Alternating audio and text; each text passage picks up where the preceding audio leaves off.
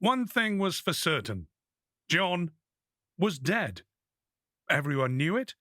The ambulance crew, the fire brigade, several witnesses, and most importantly, the decrepit old man hurrying suspiciously from the scene. Only one person didn't know, and that was John. He couldn't be totally certain because he didn't feel dead. He assumed that death meant you didn't feel anything at all. But he was convinced there was certainly something not dead about him. It wasn't a pleasant way to die, although there are very few good ways to go.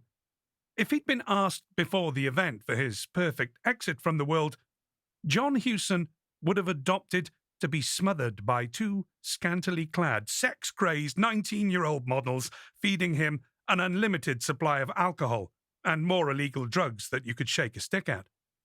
Unfortunately, not everyone is lucky enough to go with a smile on their face, and he definitely wasn't wearing one. Anyone who had the misfortune of witnessing John's untimely demise would have described the look as horrified panic. It wasn't an altogether inappropriate facial expression, given that he was crumpled up in the driver's seat of his car, its bonnet fused to a red postbox, with all the handiwork and finesse of a drunken welder. Initially, John was nursing nothing worse than a cut to the head and a broken foot, both mere trivia compared to the realization that he smelt the rich and pungent aroma of petrol. The smell wouldn't have bothered him had it not been for the fact that he was totally unable to move from his position. It wasn't long until his worst fear came true. The fear of an uncontrollable spark, a spark that had soon turned the car into a fireball and John into something entirely indefinable.